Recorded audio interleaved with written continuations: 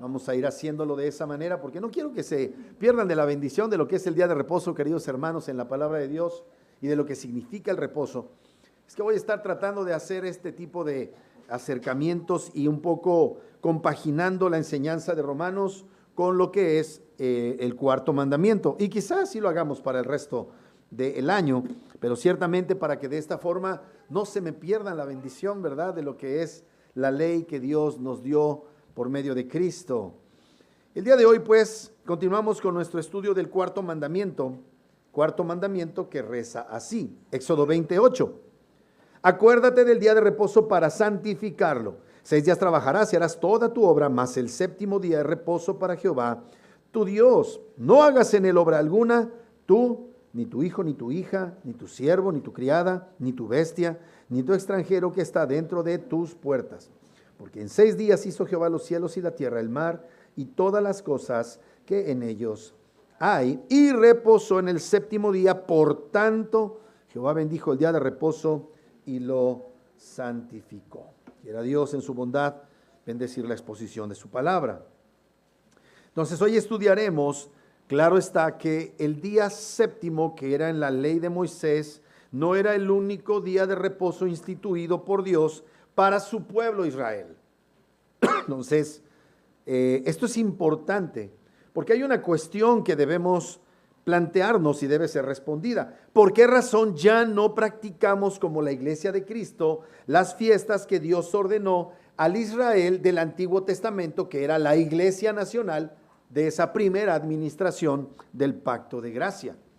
Y esta es una pregunta legítima, y muchos cristianos amantes de lo simbólico, atraídos enfermizamente por el judaísmo y su mística, se esmeran en tratar de realizar en honor a Dios. Sin embargo, dado que Jesucristo es el significado al que apuntaban estas fiestas, pues ya no hay más razón de celebrarlas, porque el significado de las fiestas se cumplió en la venida de nuestro amado Señor Jesucristo. Así es que ya no debemos celebrar estas fiestas, porque además ya no hay ni siquiera un templo que esté erigido para estos fines. Dios destruyó ese templo en el año 70 y con ello disolvió el concepto de Israel como nación de su pacto. Y ahora encontramos un Israel espiritual más amplio, más glorioso, fundado sobre mejores promesas, en el Israel espiritual que es la iglesia, compuesta de aquellos descendientes biológicos de Abraham y de los no descendientes biológicos de Abraham, gentiles, que habiendo creído en el descendiente de Abraham, somos junto con los así llamados judíos, la iglesia, el Israel de Dios.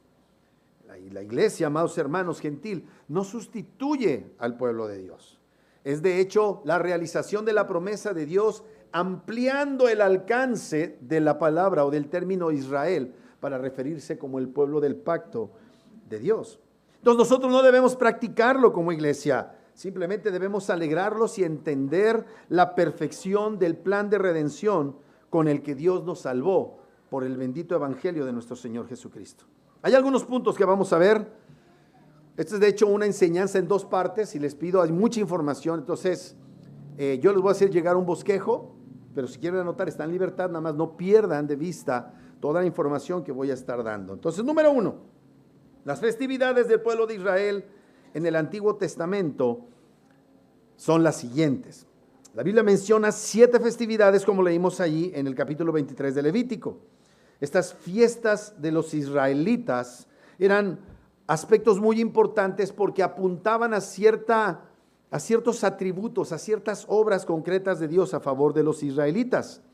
Este Levítico 23 se refiere a las fiestas de los israelitas como tiempos señalados y que también se llaman convocatorias sagradas. Y estos eran días señalados concretos, ordenados por Dios para ser celebrados en honor de su nombre.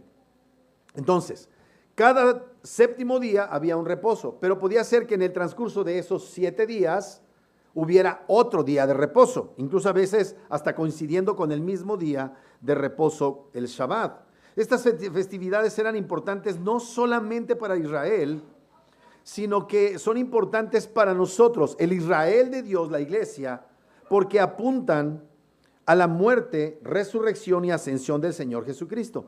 Así es que como apuntan a la vida, muerte, sepultura, resurrección y ascensión de nuestro Señor Jesucristo, así como su retorno, ya no tiene razón de ser la realización simbólica de estos eventos. Jesucristo vivió, murió, resucitó y está sentado a la diestra del Padre para nosotros los cristianos, que incluye a judíos y no judíos.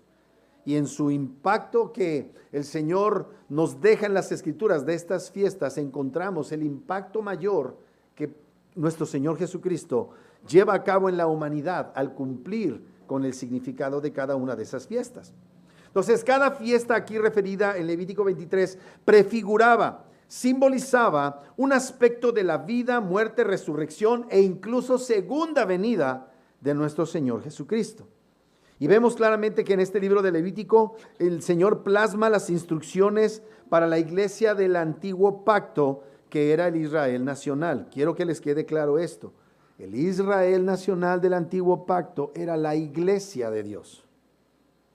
Y ahora, en el cumplimiento de los tiempos, nosotros somos la iglesia de Dios en la administración del nuevo pacto, ampliado a los gentiles. Somos pues claramente un mismo pueblo por medio de la fe en Jesucristo.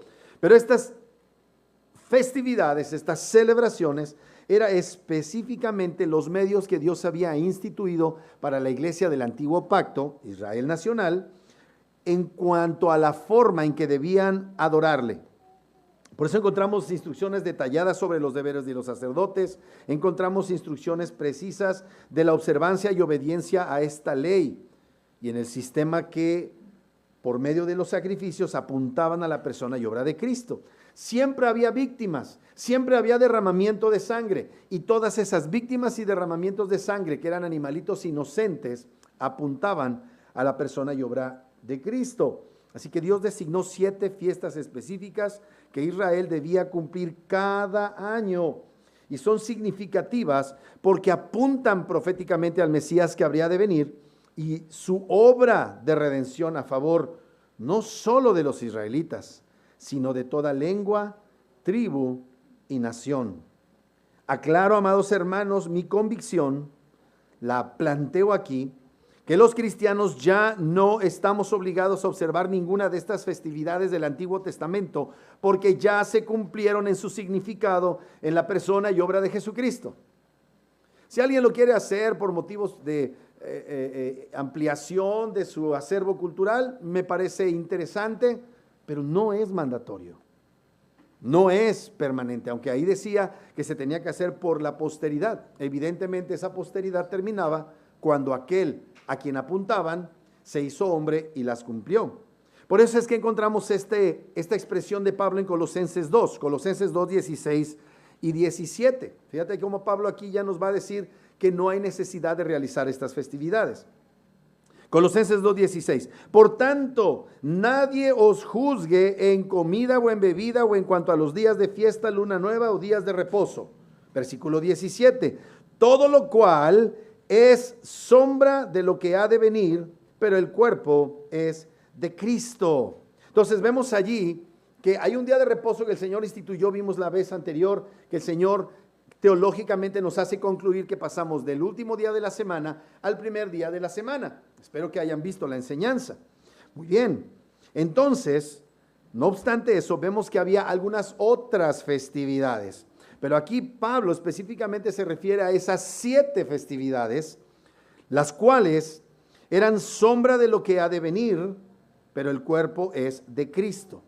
Es muy importante que entendamos que esto debemos conocerlo como cristianos para nuestra edificación espiritual, pero no son un mandamiento para que lo celebremos. Quiero hacerles notar algo sobre este versículo. El versículo 17 dice, todo lo cual es sombra de lo que ha de venir. ¿Quiere decir entonces que se debían realizar para ese momento? Ahí va la aclaración. Esta expresión, todo lo que es sombra de lo que ha de venir, significa que al momento en que Pablo escribió la carta, el templo de Jerusalén continuaba en pie. Y por lo tanto, se seguían realizando en ese momento todas estas festividades. Entonces no quiere decir que estén vigentes, porque vamos a ver que Dios hizo caduco y Dios abolió estas celebraciones en el momento en que Dios resucitó a Jesucristo, lo hace ascender y descendió el Espíritu Santo en el libro de los Hechos. ¿Está claro hasta ahí? Esto es muy importante.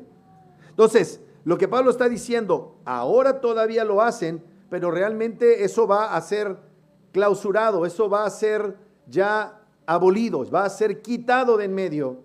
Y cuando eso sucede, años 70 después de Cristo, ya la realidad que tenemos es sin un templo en un lugar específico, abierta la gloria para cualquier lugar en el cual es invocado el nombre del Señor.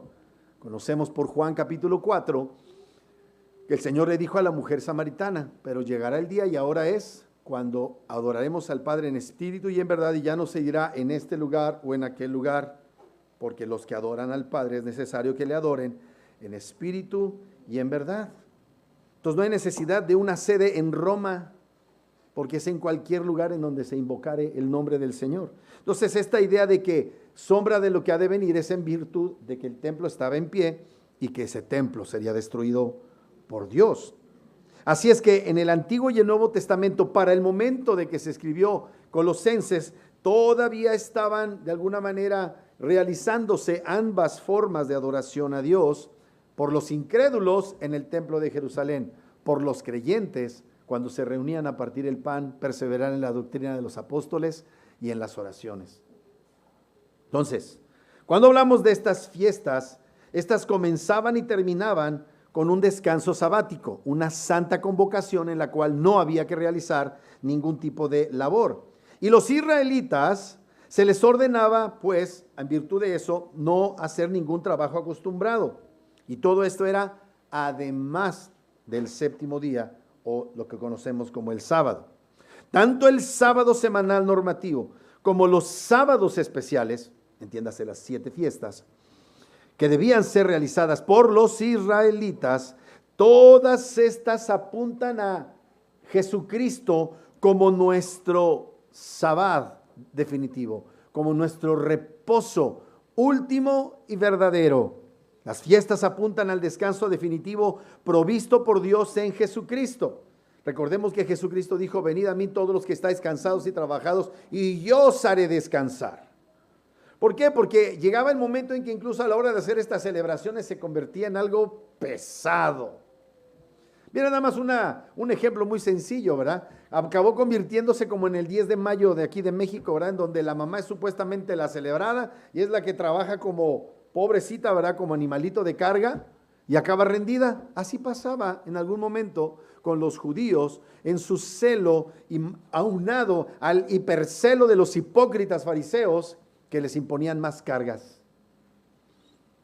Así es que, reitero, Dios ordenó estas 7 celebraciones para mostrarnos que en Jesucristo tenemos el descanso definitivo, el descanso verdadero. Y es precisamente por eso que los cristianos nos reunimos el primer día de la semana, ya no el séptimo, para que experimentemos paz, gozo, alegría por la fe que hemos depositado en la persona y obra de Jesucristo, en su vida, crucifixión, muerte, sepultura, resurrección y ascensión. Entonces, comenzando en la primavera, las 7 judías eran, las 7 fiestas para los hebreos, para los israelitas, para los judíos eran, número 1, la Pascua. Número 2, la fiesta de los panes sin levadura. Número 3, la fiesta de las primicias. Número 4, la fiesta de las semanas. Número 5, la fiesta de las trompetas. Número 6, el día de la expiación. Y número 7, la fiesta de los tabernáculos. Reitero, Pascua, panes sin levadura, primicias, semanas o Pentecostés, trompetas, expiación y tabernáculos. Estas fiestas de Israel ahora son comúnmente llamadas fiestas judías y están estrechamente relacionadas con las épocas de cosecha de primavera, y otoño en el territorio de Israel, y así como con las estaciones agrícolas que ellos practicaban. ¿Hasta ahí estamos claros? Entonces, número 2, ¿cuál era el propósito de estas fiestas? Bueno, el propósito y la realidad de las fiestas ordenadas por Dios al Israel del Antiguo Testamento era manifestar su fidelidad, pero a la vez proféticamente apuntar a la persona de Cristo. Como acabo de mencionar, estas fiestas tenían como objetivo recordar a los israelitas año tras año cómo Dios los había protegido y Dios les había provisto todo lo necesario. Recordemos que el Señor sacó a Israel de Egipto. Y si recordamos, en Egipto es reconocido mundialmente porque lo atraviesa, ¿qué cosa? El río Nilo. Un río grandísimo, súper caudaloso, pero lo interesante es que el río Nilo atraviesa a un país desértico como Egipto. La llanura de Egipto es puro desierto, excepto la ribera del río, que es en donde se encuentran las tierras fértiles, pero a determinada distancia de la orilla del río Nilo, todo lo demás es sequedal. Pero como había un río Nilo siempre fluyendo, pues llegaban incluso los egipcios a darle la categoría de una divinidad, y ellos relacionaban al río Nilo con un dios que les daba vida, que les daba de comer, que les daba fertilidad, y entonces lo adoraban. Cuando Dios los saca de la tierra de Egipto, no los llevó a un lugar en donde hubiera ríos. El único río prominente es el río Jordán, y es un riachuelo realmente. Nuestro río seco, nuestro rico río Atoyac, es más caudaloso cuando hay corriente que ese riachuelo del río Jordán. Y lo que vemos es que Dios entonces los saca de Egipto, los hace pasar por la península sinaítica, lo que es Arabia, y los trae a la tierra de Israel donde fluye leche y miel. Pero ese fluir leche y miel es porque Dios bendijo ese lugar, es porque Dios iba a tener allí para ellos un espacio para hacerse conocido. ¿Me estoy explicando? La leche y la miel no es el lugar en donde brotaran las cosas, sino en donde Dios estaba, por lo cual había leche y miel. Así que vemos que Dios los traslada a este espacio desértico y semidesértico, montañoso en parte, para que confiaran en Él, en las lluvias, en las cosechas, porque Dios proveería en la medida en que ellos obedecieran el pacto que había hecho con ellos. ¿Qué significa esto para nosotros los cristianos entonces, todo esto?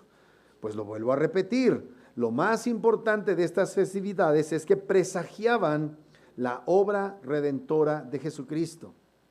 En los hechos, la celebración de estas fiestas jugaron un rol muy importante en el ministerio terrenal de nuestro Señor Jesucristo. Si tú lees los evangelios, te vas a dar cuenta que Él concurría a Jerusalén según el mandamiento que Dios había dado para los varones de celebrar las fiestas. Y siempre se hace referencia a fiestas en determinados eventos. ¿Por qué? Porque el Señor las celebró en virtud de que estaban simbolizando su redención completa para su pueblo en su persona y su obra.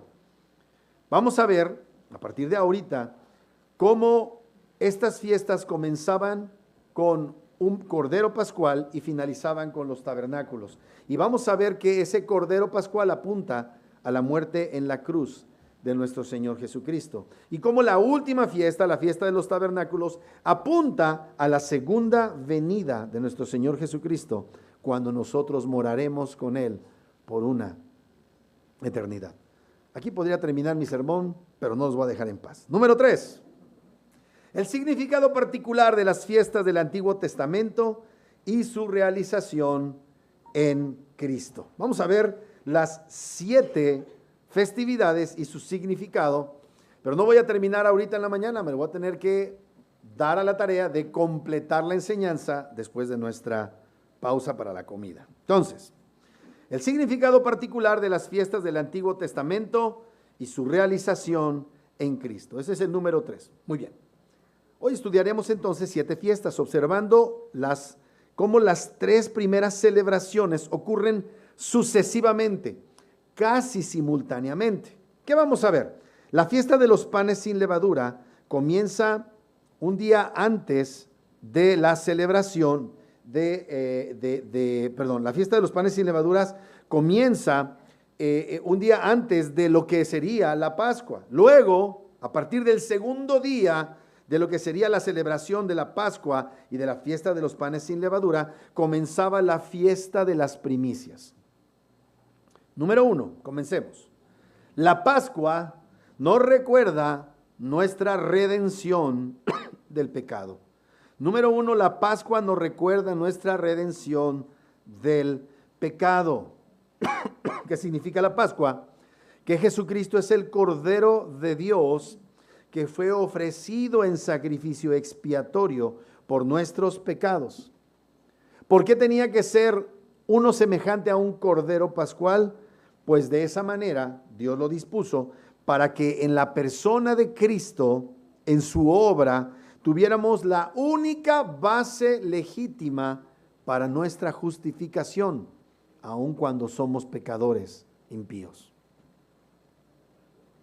En la Pascua, recordemos que el Señor dispuso que la sangre de un cordero fuera rociada en el dintel y los postes de las casas en donde habitaban los israelitas en Egipto.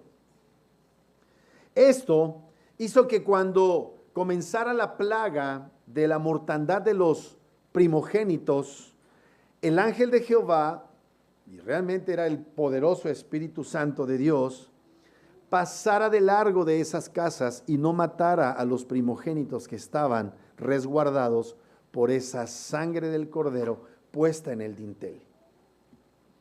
Aquellos que no pusieron en su casa sangre en el dintel, sufrieron las consecuencias de su incredulidad. Así es que el Señor ahora nos enseña que por la sangre derramada del Cordero Pascual en nuestras vidas, aun cuando nosotros no somos mejores que los paganos en un sentido, el Señor pasa de largo y no nos trata como trata a los impíos. No nos manda al infierno por nuestros pecados. ¿Cuántos pecaron esta semana? De acuerdo con la Biblia, ¿qué merecía tu pecado? La muerte. La paga del pecado es muerte. Es una expresión categórica, lisa, llana. Oye, pero no fue tan grave mi pecado, nada más dije una media verdad. Una media verdad es una mentira completa. Y esa mentira te podía haber costado la vida si Dios ejecutara su juicio en ese momento en que lo cometiste. ¿Cuántos pecaron? Mintiendo, no digan, ¿verdad? ¿Cuántos? ¿Cuántos sintieron odio esta semana? ¿Cuántos sintieron algún tipo de resentimiento esta semana? Ese pecadito que tú juzgas pequeñito tiene poder para mandarte al infierno. ¿Por qué Dios no te mandó al infierno? ¿Por qué sí mandó a otros que no han creído en Jesucristo al infierno? Porque has clamado, has creído en el Cordero de Dios que derramó su sangre para que la ira de Dios pase de largo de ti. Y escúchame, no es que Dios esté pasando por alto tu pecado, es que alguien pagó por tu pecado. En virtud de lo cual, tú no puedes seguir amando ese pecado. Entonces vemos esta narración en Éxodo capítulo 12. Yo te animaría a que lo leyeras llegando a tu casa, porque Dios juzgó a una nación que juzgaba a sus primogénitos como divinos. Y el único hijo primogénito divino se hizo hombre y tomó el lugar como de un cordero pascual para que tú y yo pudiéramos ser sanados. Tú y yo que no teníamos el derecho de primogenitura celestial, pudiéramos acceder a las bendiciones de Dios. Todos los hombres que no han creído en Cristo y reciben alguna bendición, amados hermanos, lo hacen porque Dios es bueno sobre buenos y malos, sobre justos e injustos, pero no porque se lo merezcan.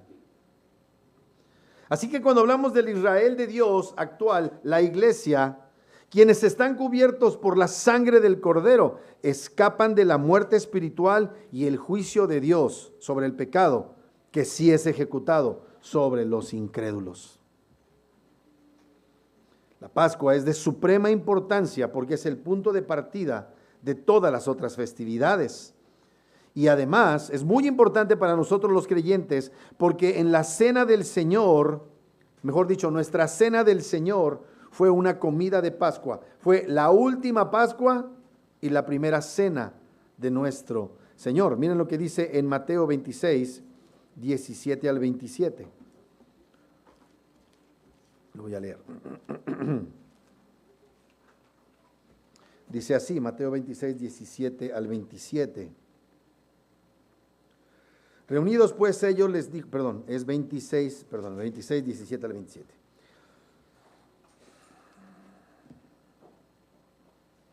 Dice, y desde ahora, 26 dice, desde ahora buscaba oportunidad para entregarle. El primer día de la fiesta de los panes sin levadura, ahí dice, vinieron los discípulos a Jesús diciéndole, ¿dónde quieres que preparemos para que comes la Pascua? Ahí están las dos festividades, ¿ya vieron? Y él le dijo, id a la ciudad de cierto hombre y decidle, el maestro dice, mi tiempo está cerca, en tu casa celebraré la Pascua con mis discípulos. Y los discípulos hicieron como Jesús les mandó y prepararon la Pascua. Cuando llegó la noche, se sentó a la mesa con los 12 y mientras comían, dijo, de cierto os digo que uno de vosotros me va a entregar. Y entristecidos en gran manera comenzó cada uno de ellos a decirle, soy yo, Señor. Entonces él respondiendo dijo, el que mete la mano conmigo en el plato, ese me va a entregar. A la verdad el Hijo del Hombre va según está escrito de él. Mas ay de aquel hombre por quien el Hijo del Hombre es entregado. Bueno le fuera a ese hombre no haber nacido. Entonces respondiendo, Judas el que le entregaba dijo, soy yo, maestro. Le dijo, tú lo has hecho, tú lo has dicho. Y mientras comían, tomó Jesús el pan y bendijo y lo partió y dio a sus discípulos. Y dijo, tomad, comed, esto es mi cuerpo. Y tomando la copa y habiendo dado gracias, les dio diciendo, bebed de ella todos, porque esto es mi sangre del nuevo pacto, que por muchos es derramada para remisión de los pecados. Sabemos que al día siguiente el Señor fue crucificado. Realmente ese mismo día, en la mañana tarde de ese día. Entonces, Jesús en este momento nos revela el significado que Él está dando ahora a esos elementos del pan y el vino con el cual se celebraba, con los cuales se celebraba esa cena de Pascua. Sabemos que Él les designó ese significado de su cuerpo y su sangre. Eso no significa que cambien de naturaleza y sustancia, pero simplemente les está dando este significado y entonces Él mismo se presenta como el último y el verdadero Cordero de Pascua. De hecho, en Juan capítulo 3, así se le plantea, en el capítulo 1 se le plantea como he aquí el Cordero de Dios que quita el pecado del mundo. Muy bien, primera fiesta, la fiesta de la Pascua. Segunda fiesta, la fiesta de los panes sin levadura. Panes sin levadura. La fiesta de los panes sin levadura celebraba la eliminación del mal y el poder para vivir una nueva vida en justicia y en santidad. La fiesta de los panes sin levadura celebraba la eliminación del mal y el poder para vivir una vida en santidad y justicia. Una vez que era celebrada la Pascua, inmediatamente después, vamos a ver cómo estas fiestas se empalmaban y completaban un ciclo de una semana. En ese periodo, los israelitas no comían pan con levadura, como recuerdo de que salieron deprisa para preparar el éxodo de Egipto. Recordemos que el Señor les dijo, van a comerlo asado, lo van a comer con hierbas amargas, lo van a comer con pan ácimo, pan que no les dio tiempo que leudara, y se van a llevar la masa para el camino, pero no van a leudarla. Entonces, cuando ellos salieron tan deprisa de Egipto, ya no pudieron leudar el pan. Para que se leude el pan, que se requiere además de la levadura? Tiempo. ¿Pero qué no había? Tiempo. Había que salir rápido. Y para nosotros es muy interesante porque en el Nuevo Testamento la levadura está expresada como una figura, un símbolo del mal, de la iniquidad en el hombre. Primera de Corintios 5, en donde Pablo reprende y manda que se juzgue y que se excomulgue a un supuesto cristiano que no se ha arrepentido de una conducta inmoral atroz. Pablo escribe estas palabras, Primera de Corintios 5, versículos 6 al 8. ¿No es buena vuestra jactancia? ¿No sabéis que un poco de levadura leuda toda la masa? Observen cómo hay una relación entre levadura que leuda y la jactancia. ¿Qué es la jactancia? Orgullo, independencia, pensar que eres sabio. No es buena vuestra jactancia. Ustedes se las dan de sabios, pero eso que ustedes llaman sabiduría realmente es maldad, es independencia de Dios. ¿Será que de repente alguno de los que estamos acá con soberbia pensamos que sabemos mejor que nuestra esposa, que nuestros papás, que el pastor, que Dios mismo? ¿Cuántas veces has actuado como yo lo he hecho, sin obedecer a Dios? ¿Cómo le llama la Biblia? Jactancia, pero realmente es maldad. Es levadura, algo viejo en tu vida nueva. Porque la levadura es eso, es algo viejo en una sustancia nueva. ¿Y qué hace lo viejo? Leuda lo nuevo. Y el problema es eso, Cristo nos hizo nacer de nuevo, nos dio un nuevo corazón, pero si no estamos alertas a las prácticas, a los deseos y a los gustos que la Biblia señala como actos pecaminosos, entonces vamos a vivir como animalitos y vamos a seguir leudados por esa manera de pensar. Por eso la palabra de Dios debe ser enseñada en la iglesia. No tenemos que estar hablando acá de cómo ser romántico con tu esposa, no tenemos que andar hablando aquí de tips para que tus hijos te quieran mucho, no tenemos que andarte enseñando, ¿verdad?, a manera de series durante semanas cómo administrar bien tus finanzas. Necesitamos enseñarte la palabra de Dios, confrontarte con tu pecado, que Dios me confronte con mi pecado, para que dejemos esa jactancia, esa levadura, eso viejo en nosotros que leuda toda la masa. ¿Por qué como cristianos seguimos teniendo los mismos problemas cuando éramos incrédulos? Tiene que ver con ignorancia y tiene que ver con jactancia, soberbia, con maldad y con iniquidad que no hemos soltado del pasado. Amados, necesitamos la palabra de Dios y necesitas ver, ¿por qué siempre tengo este problema? No, es que ahora soy por la causa de Cristo. A lo mejor es nada más porque estás ahí haciendo cosas que no debes y le echas la culpa a Cristo, todavía le echas la culpa a Cristo. No es buena vuestra jactancia. ¿No sabéis que un poco de levadura leuda toda la masa? Limpiaos pues de la vieja levadura. ¿De quién es la responsabilidad?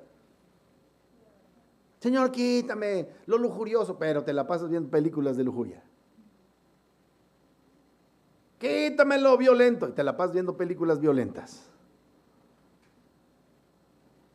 Limpiaos pues de la vieja levadura para que seáis nueva masa, sin levadura como sois. ¿Observan? Cuando Cristo Jesús nos hizo nacer de nuevo, nos dio un nuevo corazón, pero el nuevo corazón convive con un viejo hombre. Y lo que tenemos que hacer es ver al viejo hombre y repudiarlo. Dejar esa forma de pensar mundana. Sin levadura como sois, porque nuestra Pascua, que es Cristo, ya fue crucificada por nosotros. Es decir, Jesús nos puso en una situación en donde Dios ya no nos reprocha el pecado. Somos masa nueva, mantengámonos masa nueva. Si has nacido de nuevo, si eres elegido, entonces vas a identificar la levadura en tu vida y vas a pelear por erradicarla, sacarla de tu vida, porque Cristo te dejó en un estado óptimo para obedecer a Dios. Así que celebremos la Pascua. No con la vieja levadura, ni con la levadura, aquí está, de malicia y maldad. En México es una virtud ser malicioso. Te falta malicia, mi chavo, ¿verdad? Uy, los mexicanos nos jactamos de que a todo mundo le podemos hacer una tranza y ni cuenta se van a dar. Por eso estamos amolados como estamos. Por eso, no, México, luego oigo unas oraciones, México va a ser una gran nación. Pues siempre no les predican el evangelio, los que deberían predicarles. No, México tiene un gran potencial. Pues mientras no identifiquemos que somos unos maliciosos los mexicanos, no vamos a salir adelante. ¿Qué tan malicioso eres como cristiano, amado hermano? ¿Qué tan malicioso soy? Celebremos la fiesta. ¿Cómo celebramos la fiesta? Reposando en Cristo.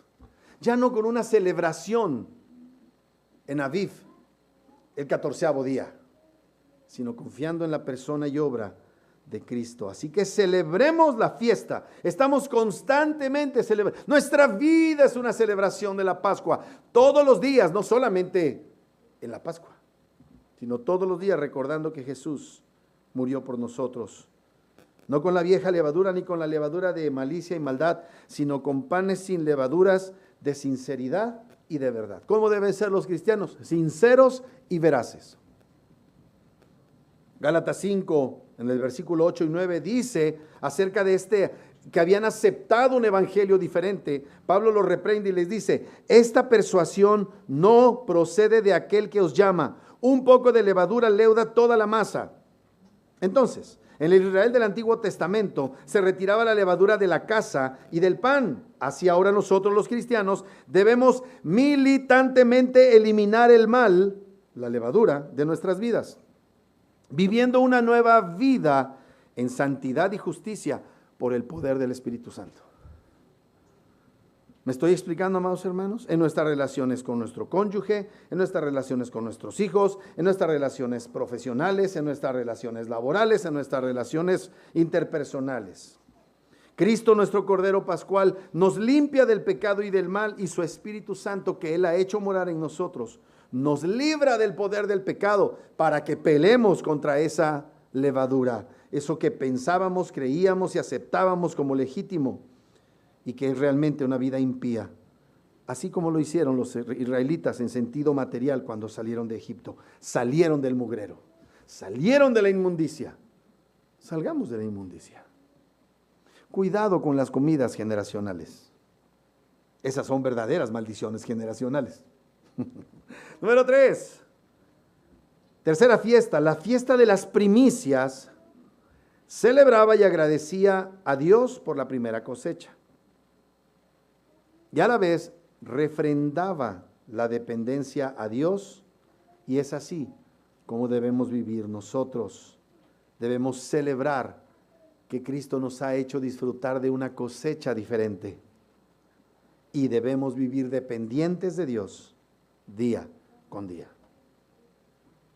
Como leímos hace un momento en Levítico 23, en los versículos 9 al 14, todo israelita debía llevar una gavilla. ¿Qué era una gavilla? Era un manojo, un rollo de aquello que había sembrado.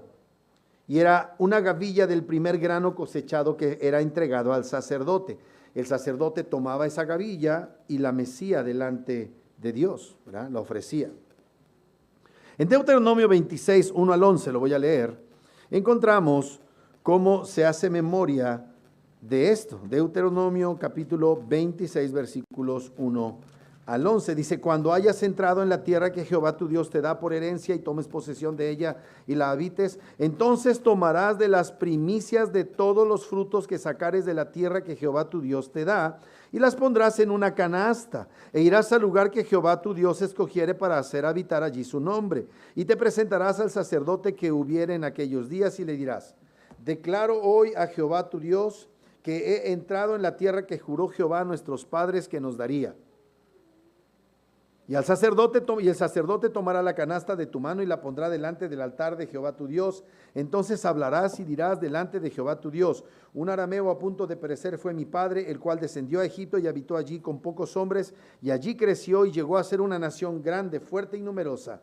Y los egipcios nos maltrataron y nos afligieron y pusieron sobre nosotros dura servidumbre. Y clamamos a Jehová, el Dios de nuestros padres, y Jehová oyó nuestra voz y vio nuestra aflicción y nuestro trabajo y nuestra opresión. Y Jehová nos sacó de Egipto con mano fuerte, con brazo extendido, con grande espanto, con señales y con milagros, y nos trajo a este lugar y nos dio esta tierra, tierra que fluye leche y miel. Y ahora he aquí he traído las primicias del fruto de la tierra que me diste, oh Jehová, y lo dejarás delante de Jehová tu Dios, y adorarás delante de Jehová tu Dios, y te alegrarás en todo el bien que Jehová tu Dios te haya dado a ti y a tu casa, así tú como el levita y el extranjero que está en medio de ti. Y esta es una figura de cómo debe ser nuestra vida como cristianos después de conocer a Cristo. Una vida de ofrenda a Dios. Una vida de reconocimiento de que lo que ahora disfrutamos, Dios nos lo dio. No es que seamos mejores que nadie.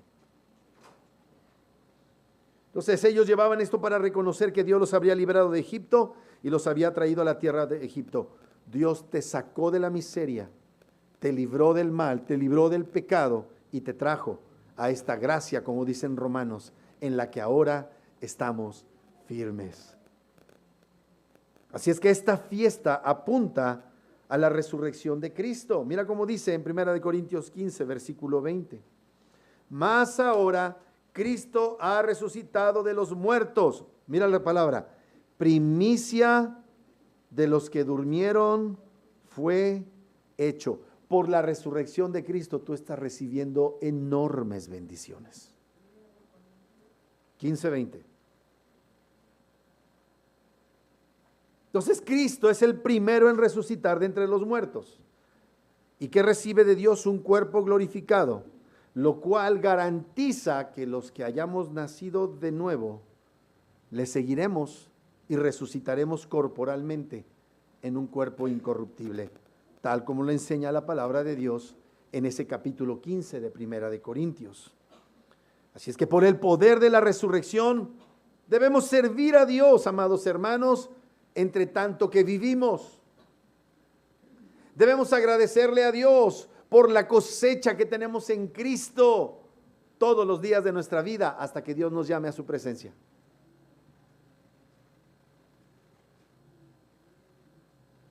Y que vivamos entonces confiados en que resucitaremos como nuestro Señor Jesucristo resucitó.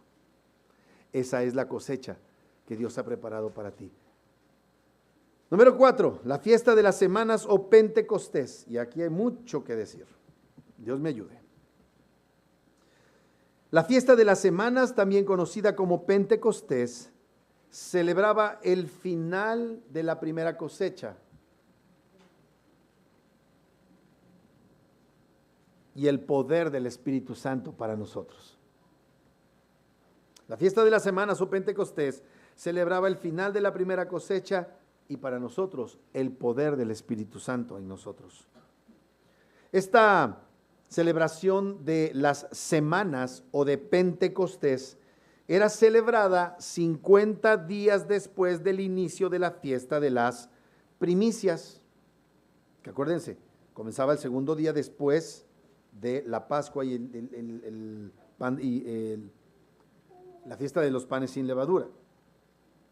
Así es que la idea era que se celebrara al final de la primera cosecha de grano en primavera. Pentecostés es una palabra griega para el término quincuagésimo, y el propósito de esta celebración de las semanas era agradecer a Dios por el final de la cosecha. Ahora, ¿qué haces al final de la cosecha? Cuentas, números, haces un corte de caja o un corte de cosecha. Entonces, esta era una fiesta agrícola que se convertía en la ocasión para dar gracias a Dios o presentando ofrendas de pan hechas con harina nueva. Algo muy interesante es que Dios entregó la ley a Moisés en un día que era fiesta de Pentecostés, 50 días después de haber salido de Egipto. Para nosotros cristianos, sabemos por el libro de los Hechos, capítulo 2, que el Señor en ese Pentecostés llevó a cabo 2 eventos. El primero, llevó a cabo el derramamiento del Espíritu Santo. Este Espíritu Santo había sido prometido por Dios y había sido ratificada la promesa por medio de nuestro Señor Jesucristo a los apóstoles antes de su ascensión. Pero incluso ustedes recordarán que en la noche previa a su muerte, Él les habló de la venida del Espíritu Santo. Muy bien, en Hechos 2 les dice, quédense en Jerusalén, el capítulo 1, quédense en Jerusalén, y entonces me serán testigos en Jerusalén, toda Judea, en Samaria, y hasta lo último de la tierra. Entonces Dios derramó su Espíritu Santo cuando nuestro Señor Jesucristo fue ascendido, final de la obra de Cristo. Y el segundo aspecto es que con el Pentecostés, cuando el Espíritu Santo es derramado, Dios inauguró una iglesia con alcances que excedían a la nación de Israel. Es decir, Dios dio el banderazo de inicio de actividades de una iglesia de toda lengua, de toda tribu y de toda nación. Israel ha dejado de ser el centro religioso y ahora es una iglesia de naciones, entre las cuales Israel debe seguir siendo evangelizado. Entonces los discípulos recibieron poder para predicar el evangelio a todas las naciones. Y esta celebración del Pentecostés en el año 30 después de Cristo simboliza el fin del Israel nacional como la iglesia del Antiguo Testamento y el inicio, la inauguración del Israel de Dios en todas las naciones e incluyendo a los israelitas creyentes. Por eso es que Pedro hace esta referencia de la profecía de Joel en el capítulo 2 de este libro profético menor. Joel 2:28 dice: y después de esto derramaré mi espíritu sobre toda carne y profetizarán vuestros hijos y vuestras hijas, vuestros ancianos soñarán sueños y vuestros jóvenes verán visiones. Eso de profetizar se refiere a predicar, ya no nada más los apóstoles. Y también sobre los siervos y sobre los siervos y sobre las siervas derramaré mi espíritu en aquellos días. Y daré prodigios en el cielo y en la tierra, sangre y fuego, columnas de humo. El sol se convertirá en tinieblas y la luna en sangre antes que venga el día grande y espantoso de Jehová. Observen, está hablando de que el Espíritu Santo será derramado, habrán cambios cósmicos y entonces ahí comienza un periodo de tiempo hasta que venga el día grande y espantoso de Jehová. Y todo aquel que invocar el nombre de Jehová será salvo, porque en el monte de Sión y en Jerusalén habrá salvación, como ha dicho Jehová, y entre el remanente al cual él habrá llamado. Es interesante porque cuando el Espíritu Santo desciende como un viento recio, hay señales físicas y simbólicas entre los discípulos. Dice que viene ese viento recio y que además se les asentaron lenguas como de fuego sobre la cabeza de los discípulos, de los creyentes. Pero además Dios hace algo más. Les da el don de hablar milagrosamente otras lenguas. Así es como Dios inaugura una nueva etapa en el que personas de todas las naciones, lenguas y tribus podrían entender el mensaje claro de Dios por medio del Evangelio. ¿Y qué sucedió? Esas referencias a los cambios cósmicos, cuando dice ahí en el versículo número 31 de Joel 2, el sol se convertirá en tinieblas y la luna en sangre antes que él venga día, el día grande y espantoso de Jehová. Se refiere a un fin de un ciclo, a un fin de lo que era el antiguo pacto. Para los judíos, esto representaba, se acabó nuestro cosmos, se acabó nuestro periodo de ser los únicos que tenemos el poder para mantener la fidelidad a Dios. Así es que en Pentecostés Dios hace caduca la administración del antiguo pacto. Dios le puso fecha de caducidad en el año 30 y la fecha de caducidad, ¿si han probado los yogurts? ¿Si han visto los yogurts que tenían antes? No sé ahora, ¿verdad? Porque ahora duran un chorro, pero antes me acuerdo que cuando comías yogurt tenía ahí la fecha de caducidad. Y Dios en el año 30 estableció una fecha de caducidad para ese esquema de sacrificios en un templo. ¿Cuál creen que era la fecha de caducidad? El año 70 después de Cristo. 40 años en los cuales convivió el antiguo pacto con el nuevo pacto. El antiguo pacto lo celebraban los incrédulos, el nuevo pacto lo celebraban los verdaderos creyentes, pero hubo un cambio en ese momento. Ahora, hay un aspecto muy interesante porque hay una conexión también entre el juicio en Babel, en Génesis 11, ¿se acuerdan que hace 2 semanas leímos acerca del juicio de Dios en Babel, donde confundió Dios las lenguas? Hay una relación entre Babel y Pentecostés del libro de los Hechos, capítulo 2. Y lo que vemos ahí es uno de los paralelismos más fascinantes de la Biblia, pues en Pentecostés Dios actúa para curar a las naciones. Es como una reversión del juicio que Dios había hecho de esa nación desobediente en el capítulo 11, en donde Él confundió las lenguas. Dios en el 11 confunde lenguas, en Hechos 2 ya no es un problema las lenguas, porque Dios a los apóstoles les dio lenguas para que fuese predicado el evangelio a aquellos que no hablaban hebreo. Voy a explicar entonces cómo Dios realiza esta reversión de su juicio que Él proclamó en Génesis 11. ¿Qué sucedió? Pasamos de la confusión al entendimiento del mensaje de salvación. Pasamos de la confusión al entendimiento del mensaje de salvación. En Babel, Dios confundió el lenguaje de los hombres para que no se entendieran entre sí como castigo por su soberbia. Génesis 11, 6 y 7. Y dijo Jehová, he aquí el pueblo es uno, y todos tienen un solo lenguaje, y han comenzado la obra, y nada los hará desistir ahora de lo que han pensado hacer. Ahora pues, descendamos y confundamos allí su lengua, para que ninguno entienda el habla de su compañero. ¿Cuál fue el resultado de la soberbia y la desobediencia a Dios? La dispersión y la falta de comunicación.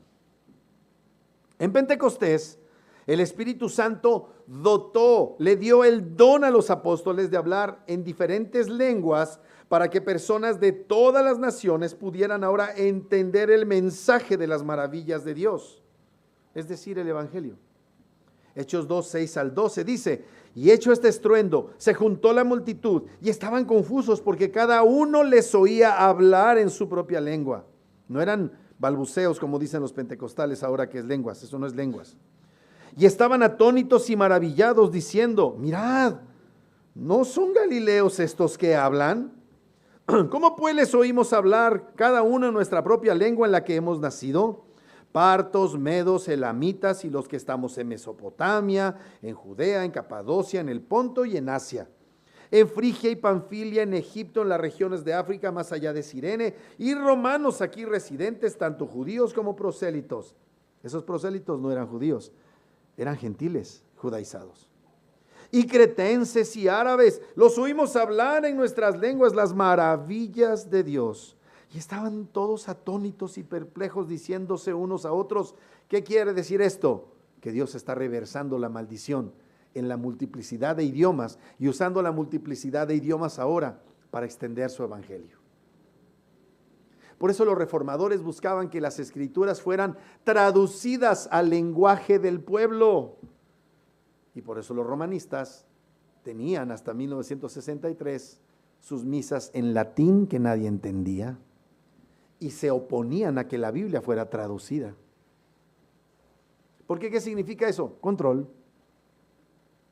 ¿Pero qué hizo Dios? Dios no eliminó los idiomas, superó la barrera del lenguaje y convirtió esos diferentes idiomas como la forma de transmitir el mensaje de la verdadera unidad, el Santo Evangelio. Todos los que vienen a Cristo son uno en Él. No importa tu trasfondo, tu categoría social, todos somos uno en Cristo, por supuesto, los que creemos. Otra cosa, pasamos de la exaltación humana a darle solamente la gloria a Dios. En Babel, la motivación detrás de la construcción de la torre fue, hagámonos un nombre. ¿De qué te habla eso? Orgullo, jactancia, soberbia. Y recordemos que Dios había ordenado después del diluvio lo siguiente, Génesis 9:1. Bendijo Dios a Noé y a sus hijos y les dijo, fructificad y multiplicaos y llenad la tierra. ¿Y qué hicieron? Se fueron la mayoría de ellos al valle de Sinar a hacerse una torre, un nombre, en desobediencia a Dios. Así es que estos descendientes impíos de Noé escogieron otra cosa. Génesis 11:4. Y dijeron, vamos, edifiquémonos una ciudad y una torre cuya cúspide llegue al cielo y hagámonos un gran nombre por si fuéramos esparcidos sobre la faz de toda la tierra. Nosotros decíamos en algún lugar, un gran compromiso con el gran mandamiento y la gran comisión producen una gran congregación. ¿Pero qué es eso? Orgullo, vanidad. Este era un proyecto fundado en orgullo humano, independencia y desafío a Dios. ¿Pero qué hace Dios en Pentecostés? Dios concede las lenguas para proclamar sus maravillas. Ya lo leímos en Hechos 2:11 en la segunda parte. Les oímos hablar en nuestras lenguas las maravillas de Dios. Así es que este mensaje del Evangelio es poderoso y solo por el poder del Espíritu Santo en el Evangelio es que el enfoque cambia hacia Dios. Dios te tiene que habilitar para que lo adores. Si tú no has nacido de nuevo, eres un idólatra por definición. no adoras a Dios. Necesitas el poder para salvación, que es la predicación del Santo Evangelio, y para que así pueda ser vencida la enemistad activa del hombre contra Dios. Inciso C. Pasamos de la dispersión y la desunión a la reunión en Cristo, a una nueva humanidad. ¿Sabes en el mundo cuál es uno de los principios que más se busca? La unidad. ¿Pero cuál es el que más se logra? La desunión. ¿Por qué? Porque la unidad está dada sobre el principio de la conveniencia personal y de la mentira. Pero en Cristo, toda la base de la unidad es la verdad. En Babel, la humanidad fue esparcida por toda la faz de la tierra, dividida en naciones y grupos aislados por sus lenguas. Pero en Pentecostés, providencialmente, gente de todas las naciones bajo el cielo se reunieron en Jerusalén. Hechos 2:5. Moraban entonces en Jerusalén judíos, varones piadosos de todas las naciones bajo el cielo. ¿Qué vemos aquí? Vemos un poderoso testimonio bajo el poder del Espíritu Santo que comenzó a formar un solo cuerpo, la iglesia de todas las naciones, lenguas y tribus, en donde ya no importaba la genealogía, como tanto les importaba a los judíos, en donde ya no importaba los orígenes ni el idioma, sino la común fe en la persona y obra de Cristo. Inciso D. Pasamos del juicio divino a las naciones a la gracia de Dios hacia los escogidos de todas las naciones. Amados, Dios sigue en guerra con los no escogidos, con todas las naciones de la tierra, porque todas las naciones de la tierra son paganos, pero de esas naciones paganos, Dios escogió para salvación a algunos escogidos que habrían de creer en Él. A esos les llega la gracia. En Babel, Dios descendió para juzgar y frenar la rebelión del hombre. En Pentecostés, Dios el Espíritu Santo desciende luego de que aquel que había descendido en carne fue ascendido en gloria. Y entonces el Pentecostés representa, amados hermanos, que Dios ahora está por su Espíritu bendiciendo a su pueblo y capacitándolo para bendecir a los demás con el mensaje de salvación. Bendecir a tus enemigos no es que te estén maltratando y tú les tengas buenos deseos, es que les prediques el Evangelio.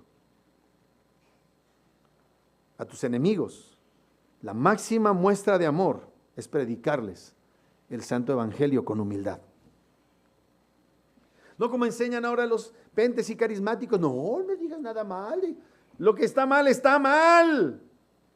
Lo que debe ser juzgado por la ley debe ser proclamado. Nuestras palabras no tienen poder de cambiar nada, pero sí tenemos en nuestra boca el poder del Evangelio. Predícale a tus enemigos el Evangelio. Y si lo haces con tus enemigos, por supuesto que deberías de hacerlo con los que amas. En resumen, Babel representa el juicio sobre la autosuficiencia. Pentecostés representa la gracia que restaura la comunión perdida con Dios y con las naciones, entre las naciones de la tierra.